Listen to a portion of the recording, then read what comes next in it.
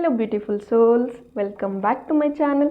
So friends, ಇವತ್ತಿನ ಒಂದು reading ನಿಮ್ಮ ಒಂದು ಪರ್ಸನ್ ಏನು ನಿಮ್ಮ ಬಗ್ಗೆ ಯೋಚನೆ ಮಾಡ್ತಾ ಇದ್ದಾರೆ, ಅವರ ಒಂದು ಕರೆಂಟ್ ಎನರ್ಜೀಸ್ ಏನಿದೆ ನಿಮ್ಮ ಬಗ್ಗೆ ಅನ್ನೋದನ್ನು ನೋಡೋಣ. ಸೊ ಸ್ಪೆಷಲಿ ನಿಮ್ಮ ಒಂದು ಎಕ್ಸ್ ಬಾಯ್ ಫ್ರೆಂಡ್ ಅಥವಾ ಗರ್ಲ್ ಫ್ರೆಂಡ್ ಯಾರಿದ್ದಾರೆ ಅವರ ಒಂದು ಫೀಲಿಂಗ್ಸ್ ಏನಿದೆ. ಸೊ ನೀವು ಇಲ್ಲಿ ನೋ ಕಾಂಟ್ಯಾಕ್ಟಲ್ಲಿದ್ದೀರಾ, ಸಪ್ರೇಷನ್ನಲ್ಲಿದ್ದೀರಾ. ಸೊ ಅವ್ರ ಬಗ್ಗೆ ಏನಾದರೂ ತಿಳ್ಕೊಬೇಕು, ಅವ್ರ ಭಾವನೆಗಳು ನಿಮ್ಮ ಬಗ್ಗೆ ಏನಿದೆ, ಎಕ್ಸಾಕ್ಟಾಗಿ ಅವ್ರು ಏನು ಯೋಚನೆ ಮಾಡ್ತಾ ಇದ್ದಾರೆ. ಸೊ ಅದ್ರ ಬಗ್ಗೆ ಇಲ್ಲಿ ನಾವು ಕ್ಯಾಂಡಲ್ ವ್ಯಾಕ್ಸ್ ಮುಖಾಂತರ ನೋಡೋಣ. ಸೊ ಗೈಸ್, ಇದೊಂದು ಜಸ್ಟ್ ಜನರಲ್ ರೀಡಿಂಗ್ ಆಗಿರುತ್ತೆ. ನಿಮ್ಮ ಜೊತೆ ರೆಸನೇಟ್ ಆದರೆ ಮಾತ್ರ ತಗೊಳ್ಳಿ. ಹಾಗೆ ಇದೊಂದು ಟೈಮ್ಲೆಸ್ ರೀಡಿಂಗ್ ಆಗಿರುತ್ತೆ. ಯಾವಾಗ ನೀವು ಸ್ಕ್ರೀನ್ ಮೇಲೆ ನೋಡ್ತೀರಾ ಆವಾಗ ಇದು ನಿಮಗೆ ರೆಸನೇಟ್ ಆಗುವಂಥದ್ದು. ಯಾರಿಗೆಲ್ಲ ಪರ್ಸ್ನಲ್ ರೀಡಿಂಗ್ ಬೇಕೋ ಡಿಸ್ಕ್ರಿಪ್ಷನ್ಲಿರುವಂತಹ ನಂಬರ್ಗೆ ನೀವು ಕಾಂಟ್ಯಾಕ್ಟ್ ಮಾಡಬಹುದು. Okay, so let start. So guys, ಈ ಒಂದು ಫ್ಲೇಮ್ನೇ ನೋಡ್ತಾ ನಿಮ್ಮ ಪರ್ಸನ್ ಅವರ ಹೆಸರನ್ನು 3 ಬಾರಿ ನೋಡ್ತಾ ಹೇಳಿ.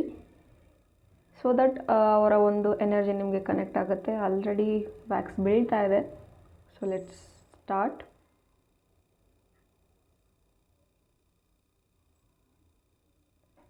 ಇಲ್ಲಿ ಒಂದು ಎಮೋಷ್ನಲ್ ಬಾಂಡಿಂಗ್ ಇದೆ. ಆ್ಯಂಡ್ ಅಗೇನ್ ಸಪ್ರೇಷನ್ ಇದೆ, ನೋ ಕಾಂಟ್ಯಾಕ್ಟಲ್ಲಿದ್ದೀರಾ. ಆ್ಯಂಡ್ ಎಲ್ಲೋ ಒಂದು ಕಡೆ ಈ ಒಂದು ಪರ್ಸನ್ ತುಂಬಾ ಸ್ಟಕ್ ಆಗಿದ್ದಾರೆ ಅಂತ ಹೇಳಬಹುದು. ಕ್ಲಾರಿಟಿ ಇಲ್ಲ ಈ ಒಂದು ಪರ್ಸನ್ ಮನಸ್ಸಲ್ಲಿ ಅಂತ ಹೇಳಬಹುದು. ಸ್ಲೋ ಪ್ರೊಸೆಸ್ ಇದೆ. ಆ್ಯಂಡ್ ನೀವು ಅವ್ರ ಜೊತೆ ಮಾತಾಡುವಂಥ ಸಂದರ್ಭದಲ್ಲಿ ತುಂಬ ಪಾಯಿಂಟ್ ಇವರು ಜಾಸ್ತಿ ಮಾಡ್ತಾಯಿದ್ರು. ಅವ್ರದ್ದೇ ತಪ್ಪುಗಳಿದ್ರೂ ನಿಂದೇ ತಪ್ಪು ಅಂತ ಹೇಳ್ತಾಯಿದ್ರು. ಬ್ಲೇಮ್ ಮಾಡೋದು ತುಂಬ ಜಾಸ್ತಿ ಇತ್ತು. ಆ್ಯಂಡ್ ಒಂದು ತುಂಬಾ ಬಾಂಡಿಂಗ್ ಇರದೇ ಇರೋ ಕಾರಣ ಒಂದು ಟಾಕ್ಸಿಕ್ ಆಗಿನೂ ಕನ್ವರ್ಟ್ ಆಗ್ತಾಯಿತ್ತು ಅಂತ ಹೇಳ್ಬಹುದು. Again third party situations, third ಪಾರ್ಟಿಯಿಂದಾಗೆ ಅವರು ದೂರ ಆಗಿರುವಂಥದ್ದಿದೆ. ಆ್ಯಂಡ್ ಈ ಪರ್ಸನ್ ತುಂಬ ಬ್ಲ್ಯಾಂಕ್ ಆಗಿದ್ದಾರೆ ಅಂತ ಹೇಳಬಹುದು. ಲೈಫಲ್ಲಿ ಏನಾಗ್ತಾ ಇದೆ, ಏನು ಹೋಗ್ತಾ ಇದೆ, ಏನೂ ಗೊತ್ತಾಗ್ತಾ ಇಲ್ಲ. ಬಿಕಾಸ್ ನೋಡಿ, ವ್ಯಾಕ್ಸ್ ಒಂದು ಬರ್ತಾ ಇಲ್ಲ, ಸ್ಲೋ ಆಗಿ ವ್ಯಾಕ್ಸ್ ಬೀಳ್ತಾ ಇದೆ. ಎಲ್ಲೋ ಒಂದು ಕಡೆ ಈ ಒಂದು ಪರ್ಸನ್ ಲೈಫ್ ಒಂದು ನಿಂತು ನೀರಾಗಿದೆ ಅಂತ ಹೇಳಬಹುದು. ಇವ್ರ ಲೈಫಲ್ಲಿ ಏನೋ ಒಂದು ನಿಮ್ಮ ಜೊತೆ ಇದ್ದಾಗಿನ ಒಂದು ಖುಷಿ ಆಗಲಿ, ಸಂತೋಷ ಆಗಲಿ ಈಗ ಅವ್ರ ಲೈಫಲ್ಲಿ ಬಹುಶಃ ಇಲ್ಲ ಅಂತ ಬರ್ತಾ ಇದೆ. ಬಿಕಾಸ್ ನೀವು ಅವರ ಒಂದು ಮೋಟಿವ್ ಆಗಿದ್ರಿ, ನೀವೇ ಒಂದು ಅವ್ರ ಲೈಫ್ ಪರ್ಪಸ್ ಆಗಿದ್ರಿ.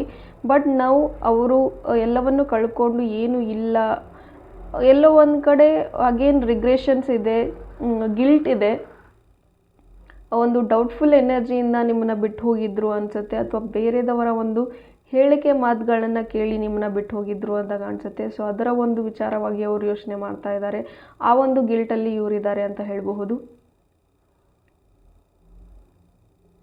ಆ್ಯಂಡ್ ಇಲ್ಲಿ ಎಷ್ಟೊಂದು ಬಾರಿ ನೀವು ತುಂಬಾ ಕನೆಕ್ಟ್ ಆಗೋದಕ್ಕೆ ಟ್ರೈ ಮಾಡಿದ್ರಿ, ಬಟ್ ಅಲ್ಲಿ ಯಾವುದೇ ರೀತಿಯ ಕನೆಕ್ಷನ್ಸ್ ಬರಲಿಲ್ಲ. ಎಲ್ ಲೆಟರ್ ಪ್ರೆಸೆನ್ಸ್ ಇದ್ದೀರಾ ಇಲ್ಲಿ, why letter, or letter presence ಇದ್ದೀರಾ.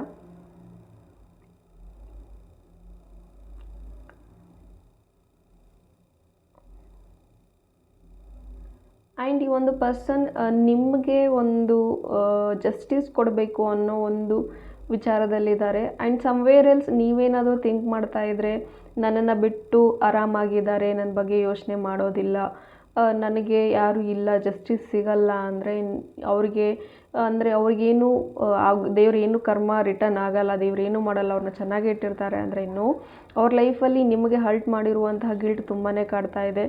ಆ್ಯಂಡ್ ಒಂದಲ್ಲ ಒಂದು ಪ್ರಾಬ್ಲಮ್ಸ್ ತುಂಬಾ ಇವರು ಫೇಸ್ ಮಾಡ್ತಾ ಇದ್ದಾರೆ ನಿಮ್ಮನ್ನು ಬಿಟ್ಟು ಹೋದ ನಂತರ. ವಿ ಲೆಟರ್ ಪ್ರೆಸೆನ್ಸ್ ಇದ್ದೀರಾ. ಆ್ಯಂಡ್ ಎಲ್ಲೋ ಒಂದು ಕಡೆ ಸ್ಟಬನ್ ಆಗ್ತಾ ಇದ್ದಾರೆ ಈ ಒಂದು ಪರ್ಸನ್ ಅಂತ ಹೇಳಬಹುದು. ಮನಸ್ಸಲ್ಲಿ ಬಿಟ್ಟು ಹೋಗೋದೇನೋ ಹೋದರು, ಬಟ್ ನೆಕ್ಸ್ಟ್ ಯಾರ ಮಾತನ್ನು ಕೇಳಬಾರ್ದು, ಯಾರನ್ನೂ ನಂಬಾರ್ದು, ಈ ರೀತಿಯ ಒಂದು ವಿಚಾರ ಇವ್ರ ಮನಸ್ಸಲ್ಲಿ ನಡೀತಾ ಇದೆ. ಆ್ಯಂಡ್ ಎಲ್ಲೋ ಒಂದು ಕಡೆ ಜಿಗುಪ್ಸೆ ಅನ್ನೋದು ಈ ಒಂದು ಪರ್ಸನ್ಗೆ ಬಂದಿದೆ ಅಂತ ಹೇಳಬಹುದು. ಜಸ್ಟ್ ಬಿಕಾಸ್ ನಿಮಗೆ ಒಂದು ನೋವು ಕೊಟ್ಟಿದ್ದೀನಿ, ನಿಮಗೆ ಒಂದು ಚೀಟ್ ಮಾಡಿದ್ದೀನಿ, ಒಂದು ಎನರ್ಜಿನಲ್ಲಿ ಅವರಿದ್ದಾರೆ. ಅವ್ರಿಗೆ ರಿಯಲೈಸ್ ಆಗಿದೆ ಅವ್ರ ತಪ್ಪುಗಳು ಏನಿದೆ ಅಂತ. ಬಟ್ ನಿಮ್ಮ ಹತ್ರ ಬಂದು ಮಾತಾಡೋದಕ್ಕೋಸ್ಕರ ಅವ್ರಿಗೆ ಒಂದು ಮುಖ ಇಲ್ಲ ಅಂತ ಹೇಳಬಹುದು. ಬಿಕಾಸ್ ಯಾವುದೋ ಒಂದು ಸಣ್ಣ ಒಂದು ಸಿಲ್ಲಿ ಮ್ಯಾಟರ್ಗೋಸ್ಕರ ನಿಮ್ಮ ಜೊತೆ ಜಗಳ ಆಡಿಕೊಂಡು ಅಥವಾ ಬೇರೆ ಯಾರೋ ಹೇಳಿದ್ದನ್ನು ಕೇಳಿ ನಿಮ್ಮನ್ನು ನಂಬದೇ ಇರುವಂಥದ್ದು, ಆ ಒಂದು ವಿಚಾರಗಳು ಈಗ ರಿಯಲೈಸ್ ಆಗ್ತಾ ಇದೆ ಅವ್ರಿಗೆ. ಜಸ್ಟ್ ಬಿಕಾಸ್ ನೀವು ಒಂದು ಕೇರ್ ಕನ್ಸರ್ನಿಂದ ಅವ್ರಿಗೆ ಏನಾದರೂ ಹೇಳಿದ್ರಿ, ಅದು ಅವ್ರಿಗೆ ಇರಿಟೇಟ್ ಆಗಿ ಅದರಿಂದನೇ ದೊಡ್ಡ ಜಗಳ ಆಗಿತ್ತು. ಸೊ ಅದು ಈಗ ಅವ್ರಿಗೆ ರಿಯಲೈಸ್ ಆಗಿದೆ. ಬಟ್ ಸಮ್ವೇರ್ ಎಲ್ಸ್ ಅವ್ರು ಬರಬೇಕು ಅಂದ್ರೂ ಒಂದು ಹೋಪ್ ಅನ್ನೋದೆಲ್ಲೋ ಒಂದು ಕಡೆ ಇಟ್ಕೋಬಹುದು. ಬರಬೇಕು ಅಂತ ಒಂದು ಚಿಕ್ಕದಾಗಿ ಹೋಪ್ ಇದೆ, ಒಂದು ನಂಬಿಕೆ ಇದೆ, ನಾನು ಮತ್ತೆ ವಾಪಸ್ ಹೋದರೆ ನನ್ನ ಪರ್ಸನ್ ಅಕ್ಸೆಪ್ಟ್ ಮಾಡ್ತಾರೆ ಅಂತ ಒಂದು ಚಿಕ್ಕದಾಗಿ ಹೋಪ್ ಇದೆ.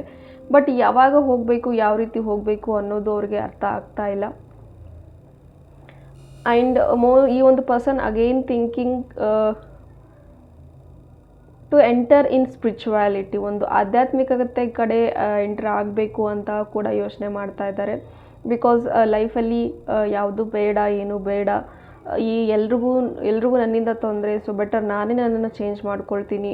ಸೊ ಒಂದು ನ್ಯೂ ವರ್ಷನ್ ರೀತಿಯಲ್ಲಿ ನಾನು ಬರ್ತೀನಿ, ಏನೇ ಒಂದು ಪ್ರಾಬ್ಲಮ್ಸ್ ಬಂದರೂ ನಾನು ಫೇಸ್ ಮಾಡ್ತೀನಿ, ಎಲ್ಲೇ ಇದ್ದರೂ ನನ್ನ ಪರ್ಸನ್ ಚೆನ್ನಾಗಿರಲಿ ಅಂತ ನಿಮ್ಮ ಬಗ್ಗೆ ಒಳ್ಳೆಯ ಒಪಿನಿಯನ್ ಇಟ್ಕೊಳ್ತಾರೆ ಆ್ಯಂಡ್ ಬ್ಲೆಸ್ ಮಾಡ್ತಾ ಇದ್ದಾರೆ ನಿಮ್ಮನ್ನ ಅಂತ ಹೇಳಬಹುದು. ಎ ಲೆಟರ್ ಪ್ರೆಸೆನ್ಸ್ ಇದ್ದೀರಾ.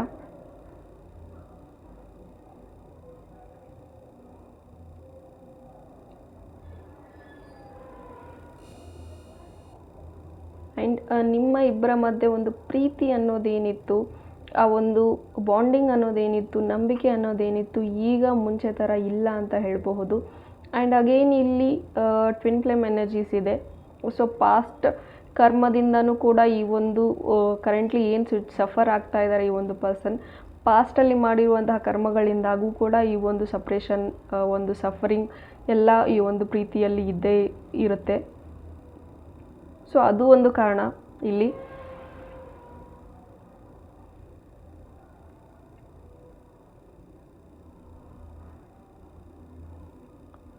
ಆ್ಯಂಡ್ ಈ ಪರ್ಸನ್ ಎಲ್ಲೋ ಒಂದು ಕಡೆ ಇವರ ಒಂದು ಥ್ರೋಟ್ ಚಕ್ರ ಏನಿತ್ತು ಅದು ಬ್ಲಾಕ್ ಆಗಿದೆ ಅಂತ ಹೇಳಬಹುದು.